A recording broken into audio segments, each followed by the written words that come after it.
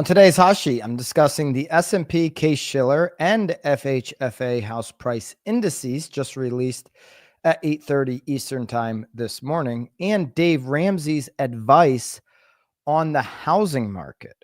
Today is Tuesday, March 25th, 2025. I am Byron Lazine, and the Hot Sheet starts now.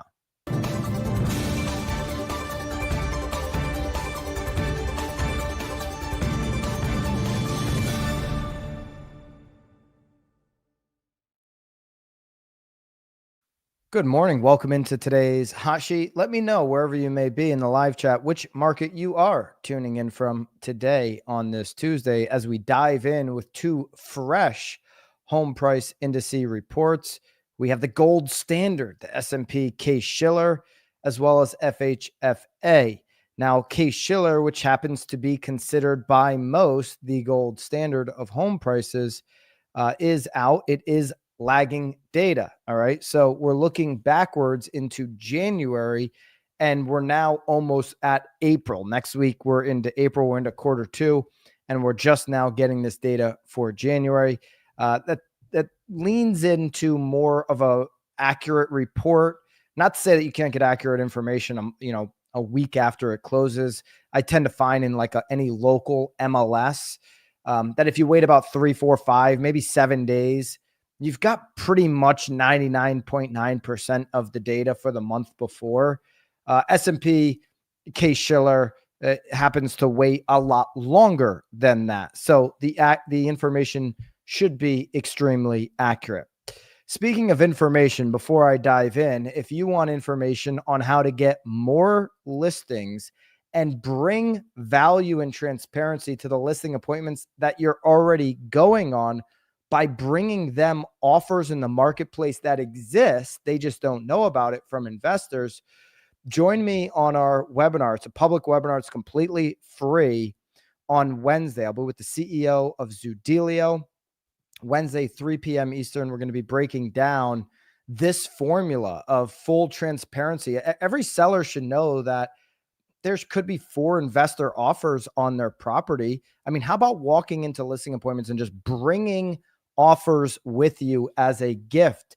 The cool thing about Zudilio's agents, when you bring those, you're fully protected. So learn about not only that, but also other ways to uncover more listing opportunities for your business. BAMX members already get a benefit of using the Zudilio platform for absolutely free. It's a $2,400 value. It's one of the reasons to be in BAMX. But even if you're a BAMX member, come to the webinar if you'd like. You'll learn a lot. It's 3 o'clock tomorrow Eastern Time. We'll put a link down below. Zudilio, 3 p.m. Wednesday Eastern Time. Completely free opportunity to jump in and learn about those opportunities. All right. Let's now learn about what Shiller has put out here at 8:30 a.m. Eastern Time this morning. S&P CoreLogic Shiller Index is reporting a 4.1% annual gain for January 2025. This is a substantial move up. It's a slight increase from previous reading in December 2024 and continues this trend of appreciating national home prices. The S&P CoreLogic, covering all 9 U.S. Census divisions, reported this 4.1% gain. It's up 4% from the previous month. If we're looking at their 10-city composite, we had an annual increase of 5.3%, which is also up from a 5.2% annual increase. And the 20-city is up 4.7%. That's up from a 4.5% in the previous month, being December. New York, again, was the highest annual gain among the 20-city composite. That is 7.7% increase. Chicago and Boston followed in the 2 and 3 spot. And look at this. Tampa now falling 1.5%. So Tampa was the only city a month ago in the 20-city composite that actually showed negative numbers annually. And so now Tampa is continuing to show negative numbers all the way down now to a 1-year change of 1.51 for Tampa. So in areas where we've seen a lot of new build, not only in the purchase sector, but also in the rental sector. And then dealing with climate stuff, Tampa's got all three things happening. You've got rental inventory, multifamily inventory that came online the last couple of years. You have new home construction for sale inventory that has come on, and you've got climate issues that have been a concern in Tampa, getting hit by a hurricane last year, all happening. Plus the inbound migration to Tampa, it's cooled off. It's not, if you go on X, some people think that, people are bailing on Florida. That's certainly not the case, but the inbound migration has cooled off for sure. Atlanta's on a 2.4% 1 year change. Boston, again, being in the top three, up over 6.5. Charlotte, 3.32. You've got Chicago again in the top three, 7.5. Cleveland just missed the top three, 6.45.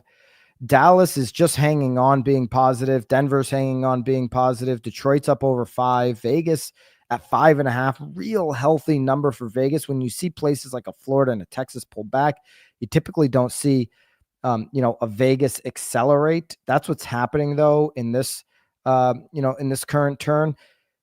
You've got Los Angeles coming in at 4%. So it's a big number there with everything to consider in Los Angeles. Miami at 3.3, Minneapolis 3.5. And so really healthy numbers throughout. You don't have anything that's getting too crazy right now on the 1 year change. Nobody's at 11 or 12 on the 20 city composite. I know there's some pockets in the country that might still be experiencing. There's very few pockets, but you don't have anything that feels bubblicious. Our favorite gum in Little League. There's nothing, I guess the favorite gum would have been Big Chew, but there's nothing bubblicious bubbling up right now on the 20 city composite. And there's really nothing to be concerned with on the downside. Tampa, carving off 1.5% on the 1 year percentage, to me is not even a red flag. It's just market dynamics. It's the three things that I mentioned. It's the fact that that's been one of the hottest markets of the last 5 to 10 years. Okay. Yeah. At some point, the growth needs to cool off. 1.5% is almost moving sideways. Okay. There's a lot of inventory. There's a lot of competition. There's people that are starting at before hurricane prices too there, and they're sitting on the market, and that creates uncertainty in the market. A lot of this is about customer confidence, right?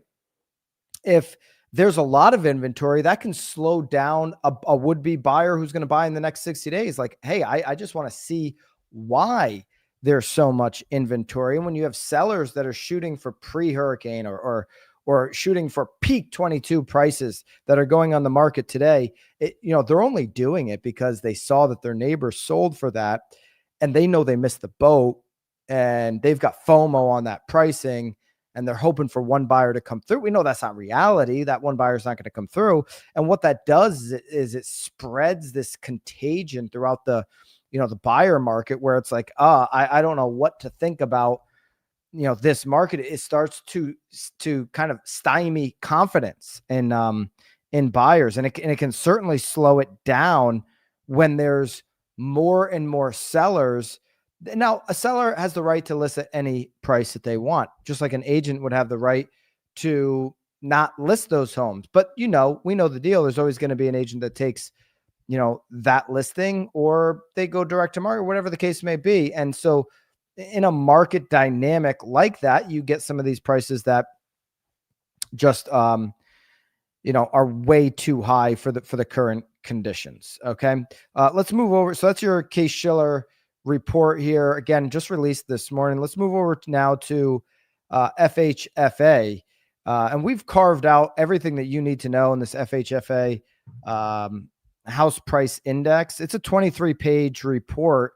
If you want any of the data and the details, just go ahead. I've picked out my favorite slides here for the FHFA price index. I've dropped them into BAMX, obviously, for you to be able to just grab at your fingertips. But we've got the whole report in here as well, so you can comb through it and pull out any other of the interesting trends that you might need in your marketing and your communication. Here's the big one. I share this at least once a month with somebody. This is the home price index since 1991. They update this every single month that they release this report. Up and to the right is where home prices go. Any buyer who's buying on a 11.8 year homeowner tenure, like most people do, understands that you really can't lose when you buy real estate. These prices continue to move up and to the right. And it's a very good investment when you do it, obviously, as a home buyer the right way. So where are prices going? Well, since 1991, that's where they've gone, up and to the right. Here's the 12-month home price regional differences. Okay, so we've got orange. If you're watching, orange price changes are for the last 12 months, and the blue are for the prior 12 months. Every region appreciated more from January 2023 to January 2024 than we've seen from 24 to today. Okay, so every region, including the US overall, has seen home price appreciation according to FHA, and FHFA has the US at 4.8% versus the 4.1 number that we just saw with Shiller. That 4.8% is versus a 6.7% the year prior, the January 23 to January 24. Every region is similar. The East South Central region is the flattest, 5.2 versus 4.8, but still showing a decline. New England, 9% versus 7.3. Middle Atlantic, 9.1 versus 8.2. One of the biggest drops would be the West South Central, 4.8 versus 2.4. But every region is down, so you're seeing pressure on how much appreciation we're going to see on prices. And it's just, listen, this has been a very hard 12 months in real estate, very hard 24 months. And so the fact that home prices have continued to move up when the real estate recession and transaction dampening has been upon us, it's incredible. And so, like, what do we think will happen when more buyers obviously come into the market? You know, I've got some thoughts on that. When more people start feeling like they want to buy a home, this is from Bravo's research. Actually, I'll have this isn't in BAMX. I'll have this uploaded as well. I'll have Vanessa drop this in. But this is showing the conditions right now. This is a surveyed by home buyers, University of Michigan, National Bureau of Economic Research, Federal Reserve Board. This is data that they put together through March 2025. So through today, buying conditions right now for housing, this, you know, is at the lowest it's been since 1960. Okay. There's only two other times, 1974 and 1981. So the fact that you've got people that just either can't afford, don't feel like it, don't have the confidence right now to go and make that move. You still have home prices appreciating. It's an unbelievable, like, think about when confidence comes back, what's going to happen to prices. Everybody waiting for prices to come down because they don't feel like buying a house right now. When everybody else starts to feel like buying a house, what do you think is going to happen? Now, it's interesting that this, you know, similar to only two other times, 1974, 1981, 1981. And I'm going to ask Logan Mohtashami about this on Knowledge Brokers podcast when he comes on Friday. Knowledge Brokers podcast on Friday. Logan is going to be joining us, so make sure you subscribe to that channel so you don't miss that. Logan from HW. You know, I heard him reference, I think it was on X or something, 1980, early 1980, when people felt like they do today, when confidence was down, albeit increasing a little bit right now. We've seen more confidence over the last three months than we've seen, you know, probably at any point in the last 24 months. So we're starting to see that confidence come back. We're starting to see a little bit more activity, you know, come back into the market. We can see that and read that when we look at the mortgage application data. We'll have another update at the end of this week on mortgage application. We looked at it a little bit yesterday on the hot sheet, but mortgage application data tells us, hey, we may have a longer spring market than others we may 60, 90, 120 days out have some good things happening, especially if that rate continues to move down. So what Logan, though, was talking about was at that 1981 mark, when the rate moved down, it was high, but when it moved down, really just for it to move down as much as it did then to today, we just need to move from 6 3/4 to 6. Like that type of movement opened up a lot of transactions in the market. It was kind of like a floodgate time opening. Okay. When in the early 80s, when the rate moved down just a little bit, it didn't take much. It doesn't take much when you go from where we've been up over 7, now at 6 and about 3/4. If we go down to 6, you see a lot more movement, even if that's later in the season. Okay. But where we've been trending over the last couple of years, and certainly even, these first, in the winter, as before things kind of thawed out, we're going to get into some of Dave Ramsey's comments about, what's happened since the winter and the thawing out and the spring market being upon us. But people are just starting to get some of that confidence. But over the last couple of years, they just haven't had that confidence. They haven't bought homes. Despite all of that, prices have continued to go up. All right, Dave Ramsey is somebody who pays attention to consumer feelings and confidence. He's got his own thoughts, and maybe you have thoughts about him. But he has some interesting comments here and advice for the housing market right now. It's interesting enough where I want to share it with all of you. I know typically we'll take just kind of a 24-hour look back on housing. What's the data? What's the news? What's the economy? What's the administration doing? That kind of stuff to kind of gear us better in a position to be the experts in our space. But Dave Ramsey's got his pulse on what customers think. He talks to them on the radio. He's been doing this for 30 years. He has conversations on his show with customers and consumers who have these concerns. And he's somebody who owns it's like hundreds of millions of dollars in a real estate portfolio, a lot of single family homes. Okay. He's got commercial too. He understands this stuff. And whether you agree with every single piece of advice he gives or not, that's besides the point. He knows real estate. He knows his stuff on real estate. There's one piece of advice I think is a little bit controversial. I'll break that down, but let's jump into his comments here on this clip. Haley, let's start right from the top there. And break down how he looks at the market right now. As predicted by the Ramsey team and me and George, the real estate market is beginning to thaw as the snow thaws. And we told you in November after the election that probably what would happen would not be instantaneous, and that gradually the market would begin to heal as springtime came around. So we are seeing in the real estate market an uptick in activity. We are seeing interest rates down very slightly, just a little bit, and no big dramatic anything in the real estate world.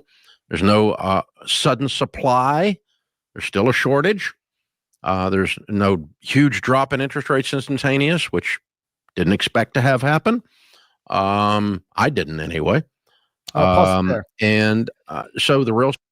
So, one of the things he said there is like, we rates are down just slightly, which is true. I mean, they're just down, just a little bit. And, that's been enough. And that's why if we can get closer to 6 to imagine what could happen in terms of activity, you can start to really think, hey, there could be a lot of movement here. End of the spring, even the second half of the year could be much better than the second half of last year. I'll go into yesterday's hot sheet here, and just take a look at where is do I have it? Let's see. That activity that we're talking about here, just the last couple weeks. Like here's one example. Just those last couple weeks, we've seen a little lift off here on pending home sales. That's one way to look at it. We've also seen a lift off on more people than any point in the last couple years, week over week, being willing to put their home on the market. People don't put their home on the market unless they've got the confidence to go in and buy something else. What has locked up the market more than anything? It's would-be sellers not putting their house on the market because they don't feel confident going out and, getting that mortgage on the other side. So now coming down to 6 3/4, it's just been a little bit. We've seen mortgage applications the last few weeks move up. It to what he's saying is true. It's been just enough to get the activity moving up. We're not talking about, 5 million existing home sale level. This isn't government pumping in and printing 80% of our dollars in a couple year span type of activity. This is just like, hey, the rates are down to 6 3/4. We're seeing a little bit of bump. We're seeing a little bit of momentum. We're seeing things start to head in the right direction. That's a good thing, right? That's a good thing. And then just imagine if we can get this rate down, if this rate gets down rather to 6%, just imagine what that could mean for the real estate transactions, the business. And listen, the administration wants this as a W that they can kind of tout throughout this year. Hey, housing is back. Housing impacts a lot of people: loan officers, attorneys, appraisers, inspectors, cleaning companies, handymen, HVAC companies, driveway sealers. There's a lot, landscapers. Every time a transaction happens, a lot of businesses are involved. Okay. Cable, internet. There's a lot of stuff that happens when a real estate transaction takes place. All right, let's jump to the second timestamp there, Haley, on that we marked up. So it's I think it's the minute 55 timestamp on. There you go. People worried about tariffs driving construction cost up. There's people thinking that the government's going to get in the housing business and drive supply up, which will bring prices down. Not going to happen. Tariffs aren't going to drive construction costs up, not appreciably, even if there are tariffs, and there aren't any yet. Hello. Basically, the White House has a lot less effect on the housing market than you think they do. Well, no, but the effect they do have is, and they are starting to have that effect, is to make people believe again so the economy starts moving. And when people are hopeful, they purchase things, they invest. They get off the side when they are hopeful. And if you believe, right whether you're a Democrat or... So I think what they both said is true. Like the policies that the White House puts out there in any administration, we've talked about this a bunch on the hot sheet, it's very hard to impact the local real estate market. Like you got to get your town on board with changing zoning. You got to get your county to make changes if you're going to change zoning and have affordable housing, right? Like everybody wants to talk about affordable housing until it's their neighbor, right? And then you got people that go in and fight this stuff in town. So a lot of that stuff has to happen at the local level. Then what Dave starts talking about, this confidence, which is why it's frustrating to see at times. Like you've got this momentum coming out of an election, this momentum coming off of Inauguration Day, and then what you end up seeing on the news is like people lighting other people's cars on fire because they don't like the brand of an American company that employs a bunch of American employees. Like some of this stuff is silly, it's sick. It creates creates more dysfunction and hysteria, unfortunately. But there is a huge segment, probably the people that can afford a house anyway, quite frankly, that does have some growing confidence or momentum or more belief in where the economy is heading. Listen, I'm not just guessing saying this. Just look at the results pre-November in terms of the surveys with consumers and then some of the stuff now. Meaning, is the economy heading in the right direction? Do you feel more confident with this one or that one? Right? Like you are seeing that. So to Dave's point, that is the one thing I guess that the White House can influence a little bit, is more of that confidence. A more confident consumer is going to make more purchases, and housing is going to be a part of that. Let's go back. I think that wraps up that part of it. Let's go to the 3/31 timestamp if we could, Haley. where Dave Ramsey talks about the rebound by fall of 2025 in the housing market. And then we're going to get to what I would consider more of a controversial take. And you've been spending more than you make, like some kind of drunken congressman. So that's wonderful. And if that kind of thing gives people hope, and if he puts talking about pressure on the Doge. Fed and causes interest rates to go down, that gives you hope and causes you to go into the marketplace. The real estate market's going to take off. So I am predicting a healthy, good, functioning real estate market again by fall. I don't think it's going to be a boom or bust thing like it was after COVID. It was crazy. But I think it's going to get moving again, and it's been very stagnant. What do you think? Yeah, it's definitely been crawling, and I think it's going to take longer than we all want. So by this fall, a normal moving market.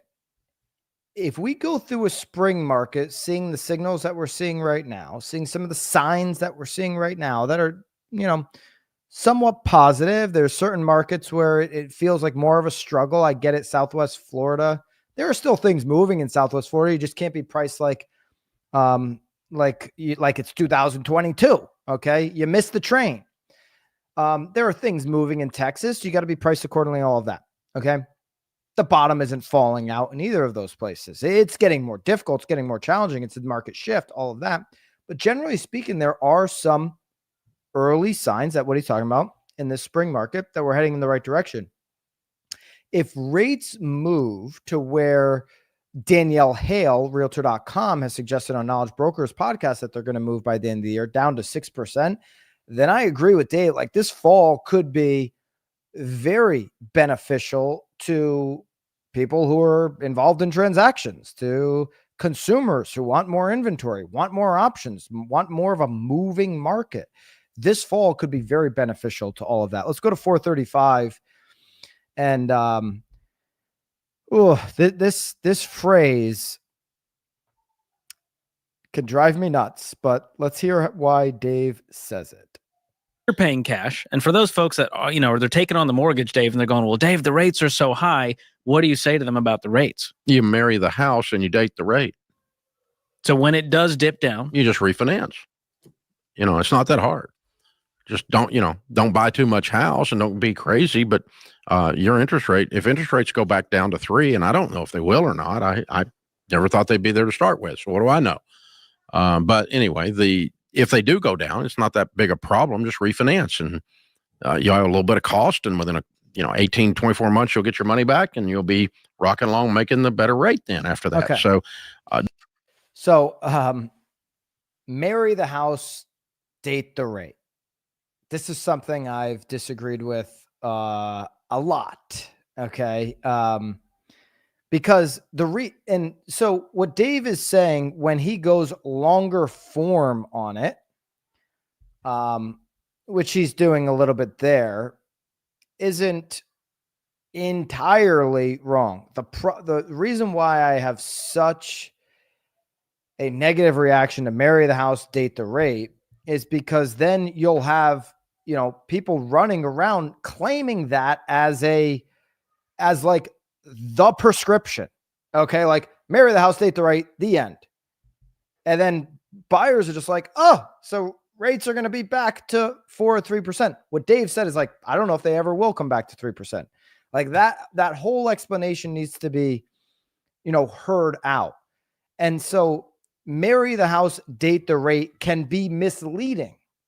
It can be extremely misleading. It like almost implies, without education explanation, that the rates are going to be back to 3%. That was such a historically low rate, and buyers waiting for that to come back or believe that it might come back might make a really hurtful decision now, where they're like, oh, I'll tap into my savings for a year, 2 years, and hopefully the rate's back down here then when I can actually afford the house. Well, if their savings runs out and the rate hasn't moved, or the rate's only 6.5 and they got locked in at 6.75 and they can't even refinance, then they're going to be in a really bad position. And people make bad financial decisions off of, some type of, taking that as like, that's the prescription. That's going to work. That's going to cure me. Okay. It's like when, like, don't take these slogans. It's a slogan that people use. I don't agree with it, but like, don't take a slogan and take it as like the only thing that's behind it. That's the other part of it. I guess a consumer has to dig back a little bit deeper behind marry that house, date the rate. The problem is they're the consumer. They might not. It's like MAGA, make America great again. There's a lot of people that didn't vote for this current administration that are saying like, wait a minute, I want 2019 prices. Like, I thought making America great again meant that I'd go into the grocery store and 2019 prices were going to be back. It's like, you don't even understand inflation. Okay. And a lot of people don't understand inflation, but getting inflation down never means going back to 2019 prices. Like, we printed all that money. We made that mistake as a government. We shoved the liquidity down the throats of the American consumer and globally. Like, those prices in 2019 are never coming back. They're just never coming back. It's the fact of getting inflation to 2%, which means they keep going up 2% every single year. So the slogans can be tricky. The slogans can be misleading. That's why I've never liked this one. Marry the house, date the rate. Like, you should marry the house. You should be obviously committed to the home. It's a huge investment. It's a huge commitment, all of that. When Dave says date the rate, he's talking about somebody, he only gives advice on 15-year mortgages. So anybody that's qualifying for a 15-year mortgage, which, that's another point I would have a disagreement with. The 15-year mortgage, you start to, really understand. He's only giving advice to a very qualified individual. So if you're going to qualify for a 15-year mortgage and you have the savings that is part of Dave's plan, then, maybe, you're already qualifying for the house. The point is, you need to qualify for this payment. You need to factor in insurance costs go up. They don't go down. You need to factor in that in most places that don't have, like a homestead tax exemption or these types of things, taxes are going to go up, not down. Like, the cost of carrying a house is going to increase over time, and you're not going to get bailed out potentially by this rate. So I think for people on Dave's plan, when he goes longer form, there's a little bit of, more context that comes with that. Using that as a slogan on Instagram and misleading consumers is a really tricky path to go down. Okay. Again, he always stresses 15-year mortgage. I don't stress that. I think, one of the benefits of the American housing market, and, which is different from any other country, for example, as a 30-year fixed mortgage, it's a great benefit to buyers. Let's go to 701 and just kind of wrap here with where he's talking about real estate today versus 4 months ago. But real estate is good. It's not horrible right now. It's not booming, but it's definitely not horrible. It is way better than it was 4 months ago. Way better. I mean, I've got a couple properties on the market that 0 people were looking at, and now people are in there every week and every day looking at them. And so, I mean, I'm actually seeing activity happen, on those properties, and they're not rentals. I mean, those are sales. So it's happening. Real estate is moving again. It's very, very quiet about it because there's all this other stuff in the news.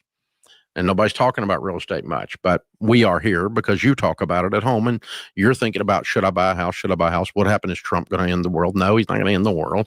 And no, he's not going to make your life better by sending you money. It's not going to happen. And I told you that about Biden. You guys. Yeah. So you're not going to hear a lot of, as the market starts to improve. And I agree with them. Real estate is in a better place than it was 4 months ago. And it's in a better place than it was 14 months ago. And we've had a really hard 2.5-year run, and 2025 is going to have a lot of those features that the last 2.5 years did. I put on my Instagram recently.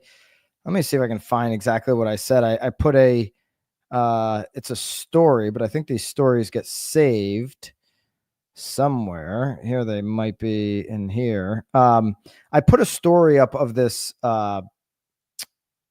quote from Steve Jobs, who He talks about, I don't know if I'm going to be able to find this here. Archive, maybe. Would that be the place? I don't know if Haley, you want to build. Oh, yeah, archive. All right. He talks about, here it is. He says, some years you win, some years you build character. And so I shared that to my Instagram story. And I said, real estate 2023 through 2026 in one quote, projecting that, yeah, the features of the hard recessionary real estate market are going to like continue to be a part of this year as it's getting better. It's going to continue to be a part of next year. Like, these are character building years for all of us in this industry. You know, some years we have just huge wins, and some of us are having a win and a character building year all in the same year. And that's great. And that's phenomenal. But listen, as it gets better, what Dave Ramsey is talking about, you're not going to hear a lot of it. In 2 years from today, you're going to look back and say, wow, the market is in such a better place, such a healthier place, if the trend lines continue to move where they are. And it won't feel like that on a day-to-day, on a week-to-week, on a month-to-month. It takes time. Remember, Lance Lambert told us on Knowledge Brokers podcast, like, a lot of years look very similar to the year before, even with those gradual improvements. Okay. But those are some of the Dave Ramsey thoughts. I agree with some, don't agree with some. He buys real estate all cash. Not everybody can do that. If those were the only buyers out there, then it would only be, we would eliminate 75% of the buyers this year if it was only cash buyers. Speaking of cash, here are your top 10 housing markets for cash offers. You've got Denver coming in this, and this is just for the past week here.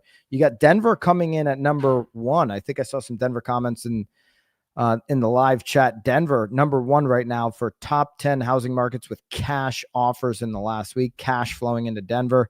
Vegas at 2, Jacksonville at 3, Houston and Dallas make up your top 5. Atlanta, LA, Phoenix, San Antonio, and then St. Petersburg are your top 10. That data is from Zudilio. I'm hosting a free webinar tomorrow, 3 p.m. Eastern with Zudilio. Hope to see you there. We'll have the sign up in the link down below. That webinar is all going to be about leveraging tools to get more listings, generating offers instantly. You want to impress a seller. This is how you do it. I'll be with the CEO tomorrow, 3 p.m. Eastern, completely free webinar. So make sure that you take the time to sign up for that. All right. Just a quick look here at the 10-year before we jump into the rest of the day. We've got a 4.327 here on the 10-year. So a little bit higher, you know, kind of at the high point for the last 30 days. That's what the chart tells me. Anyways, this is the high point for the last 30 days on the 10-year. You know, kind of going the opposite direction. We want that. We saw that with the 30-year fixed, a little bit of a slight bump up from the week ending number that we saw on Friday at 6.72. We moved into 6.77 territory. So just over 6 3/4 on the 30-year fix. Obviously, we'll keep an eye on that. Keep an eye on this channel. Best way to do that, and a simple free way to support us, is by subscribing to it and hitting that notification bell. It's the best way to keep an eye on it. We release this show every Monday through Thursday at the markets are open. And later today, I'll have a new Real Word podcast. So if you're interested on the industry news and what's happening there, check out the Real Word podcast, which will be up later today. All right, everybody have a great day. I will see you back either on that pod later today or on the hot sheet tomorrow. Until then, of course, toodaloo.